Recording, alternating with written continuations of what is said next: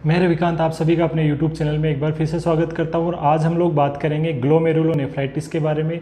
क्या इसका कारण होता है, क्या क्या सिम्टम्स होते हैं, क्या इसकी पैथोफिजियोलॉजी होती है, इन्वेस्टिगेशंस क्या क्या होते हैं और ट्रीटमेंट क्या होता है, ये सभी बातें आज के लेक्चर में हम लोग डिस्कस करेंगे। तो चलिए आज का लेक्चर शुरू करते हैं।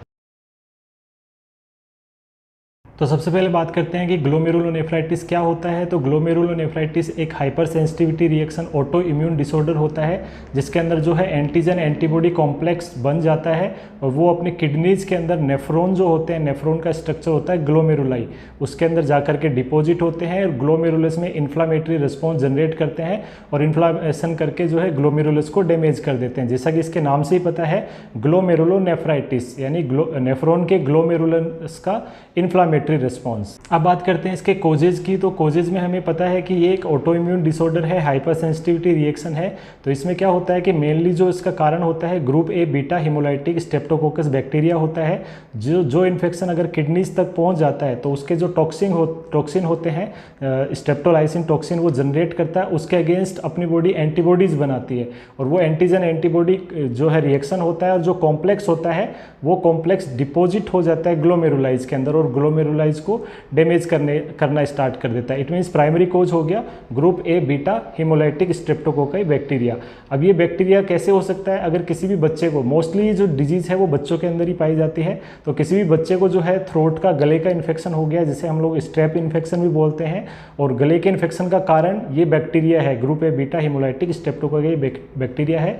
तो वो इन्फेक्शन जो है सेकेंडरी इन्फेक्शन कोज कर सकता है किडनीज के अंदर, या फिर किसी पर्सन को रूमेटिक फीवर है तो उसका भी यही बैक्टीरिया कारण होता है और वो बैक्टीरिया अगर किडनीज तक पहुंच जाता है, वो इन्फेक्शन अगर किडनीज तक जो है इम्यून कॉम्प्लेक्स बनकर के डिपॉजिट होने लग जाता है तो ये डैमेज कर सकता है। और इस तरीके की जो हाइपर सेंसिटिविटी रिएक्शन होती है जिसमें भी इम्यून कॉम्प्लेक्स बनकर के किसी ऑर्गन को डैमेज करते हैं, उसे हम लोग टाइप 3 हाइपर सेंसिटिविटी रिएक्शन बोलते हैं।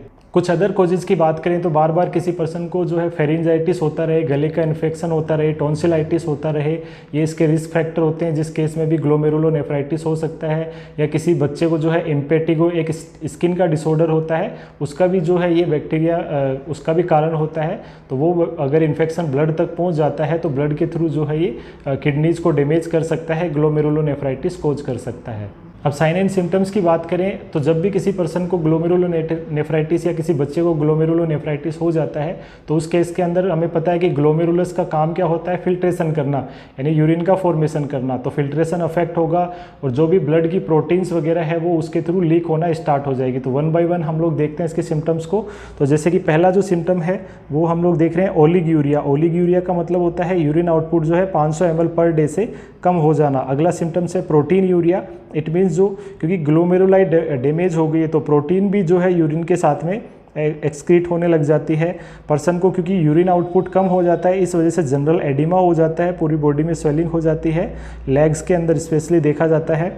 हिमेचूरिया भी देखने को मिलता है, यानी यूरिन के साथ में ब्लड जो है देखने को मिलता है और ब्लड की वजह से जो है यूरिन का कलर डार्क कलर या कोका कोला कलर, यानी डार्क जो कोल्ड ड्रिंक जैसा कलर दिखाई देता है। और बॉडी के अंदर वेस्ट जो है, क्योंकि यूरिन आउटपुट कम हो जाता है इसलिए वेस्ट बढ़ने लग जाते हैं, जैसे कि ब्लड यूरिया नाइट्रोजन है, सीरम क्रिएटिनिन है, यूरिक एसिड है, इनका लेवल जो है इंक्रीज होना स्टार्ट हो जाता है। और पर्सन का जो एडिमा तो हो ही जाता है, साथ में पेरी ऑर्बिटल, फेशियल और लेग के अंदर जो है ये एडिमा देखने को मिलता है। पैथोफिजियोलॉजी की बात करें तो हमें पता है कि ये जो बैक्टीरिया, मेनली इस बैक्टीरिया की वजह से ये डिजीज कोज होती है। और जब भी ये बैक्टीरिया बॉडी के अंदर आएगा, आने के बाद में अपना टॉक्सिन, स्ट्रेप्टोलाइसिन जो टॉक्सिन है वो रिलीज करेगा, उसके अगेंस्ट अपनी बॉडी जो है एंटी स्ट्रेप्टोलाइसिन एंटीबॉडी बनाएगी और एंटीजन एंटीबॉडी इम्यून कॉम्प्लेक्स बनेगा और वो कॉम्प्लेक्स जो है किडनी के ग्लोमेरुलाई पार्ट के अंदर जो है डिपॉजिट होना स्टार्ट हो जाता है। और डिपॉजिट होने के बाद में क्या होगा, वहाँ पर इन्फ्लामेटरी रिस्पॉन्स जनरेट होगा और अपनी जो ग्लोमेरुलाई है वो डैमेज हो जाती है, जिसकी वजह से जो है ये डिजीज कोज हो जाती है। डायग्नोस्टिक इन्वेस्टिगेशन की बात करें तो जो जनरल फिजिकल एग्जामिनेशन के साथ साथ में कुछ टेस्ट किए जाते हैं, जिसे हम लोग बोलते हैं रीनल फंक्शन टेस्ट या फिर किडनी फंक्शन टेस्ट। इसमें जो नाइट्रोजिनस वेस्ट होते हैं उनके लेवल को देखा जाता है, जैसे BUN का लेवल देखा जाता है, सीरम क्रिएटिनिन का लेवल देखा जाता है, यूरिक एसिड का लेवल देखा जाता है। ये तीनों जो नाइट्रोजिनस वेस्ट है इनका लेवल जो है नॉर्मल से ज़्यादा बढ़ जाता है, तो ये कंडीशन जो है रीनल डैमेज को इंडिकेट करती है। इसके अलावा एक टेस्ट और किया जाता है जिसे हम लोग बोलते हैं एएसओ टाइटर टेस्ट। तो इसके बारे में मैं डिटेल वीडियो बना चुका हूँ, लिंक जो है डिस्क्रिप्शन में दे दूंगा। तो जब भी इस बैक्टीरिया का इन्फेक्शन होता है, group A beta haemolytic streptococci bacteria जो है इसका इन्फेक्शन होगा तो उसके अगेंस्ट ये टेस्ट किया जाता है। चाहे वो स्कारलेट फीवर यानी थ्रोट का इन्फेक्शन या स्ट्रेप इन्फेक्शन बोल सकते हैं, चाहे रोमेटिक हार्ट डिजीज या रोमेटिक फीवर हो या फिर ग्लोमेरुलोनेफ्राइटिस हो, इन तीनों ही कंडीशन के अंदर है ये टेस्ट किया जाता है। ये टेस्ट अल्टीमेटली जो है इस बैक्टीरिया को आइडेंटिफाई करता है। ये बैक्टीरिया क्या होता है, अपनी बॉडी में टॉक्सिन स्ट्रेप्टोलाइसिन जो टॉक्सिन होता है वो रिलीज करता है, उसके अगेंस्ट अपनी बॉडी जो है एंटीबॉडीज़ बनाती है। उन एंटीबॉडीज़ का लेवल जो है इस टेस्ट के थ्रू हम लोग असेस करते हैं। तो जितनी ज़्यादा एंटीबॉडीज़ होगी स्ट्रेप्टोलाइसिन के अगेंस्ट यानी एंटी स्ट्रेप्टोलाइसिन ओ जो है एंटीबॉडी मिलेगी, उतना ही ज़्यादा बॉडी में इन्फेक्शन होगा।